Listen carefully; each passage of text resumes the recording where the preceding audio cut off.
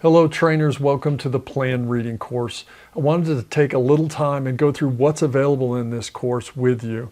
Starting with this first section, Plan Reading, this introduces students to a plan set and a lot of the things that they can count on finding in almost any plan set, whether that's the elements of the drawings, the views, the way it's set up, how to navigate it, how to reference dimensions, things like that. There are 3 lessons here with a quiz at the end of those lessons, asking them general questions about a set of plans. And there's also a skills exercise at the end of this section. This asks them to take a set of plans, which is the Jasper Home Plan Set.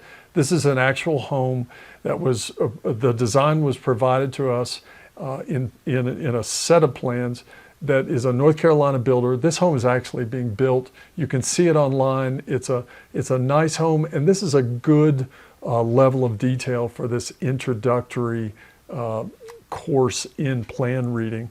So plans are available. There's a list of questions that the students have to answer, specifics about the home that they will have to use the plans to find the answers to. They will take these answers and submit them to you online, and that is the skills exercise of plan reading. It's great practice for them, and the plans are not overly noisy or detailed. I think it's a great exercise.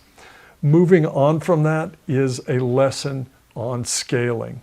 So scaling is a hard concept for students to grasp, but we get into detail here with architects and engineers scales, the tools used to do it, the concepts of scaling, and how to perform it, and how to read those different scales.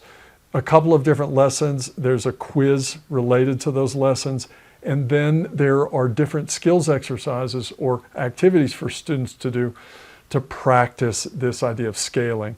Using an engineer's and architect's scale, they will scale different lines and try to figure out the length of those lines based on a specific scale. And then they will have to reference plans and then create or identify dimensions for those plans using that architect's or engineer's scale.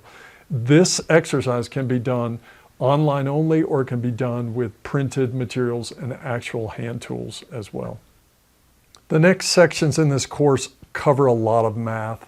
This is math that relates to plan reading, so hopefully students will have this context to help them understand it. It starts with unit conversions. This is linear, square, and cubic linear conversions back and forth with different units.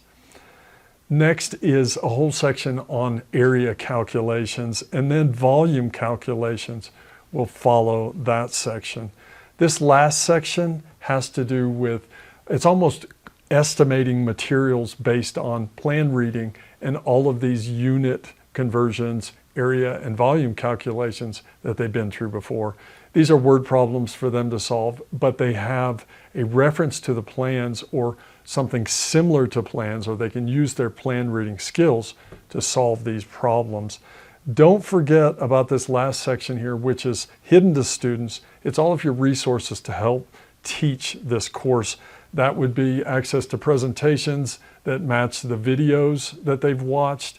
It will be printed versions of plan sets and skills exercise worksheets that they might need to do some of these activities. It will be also master vocabulary lists that will align with the terms that they're seeing in their glossary, and also the key terms that are showing up throughout all of their lessons. So good luck with this. This is a great introduction into plan reading, and we know how important plan reading is, as important as the actual hands-on building that we're having them do as well. So good luck with it. I'll see you in the next one.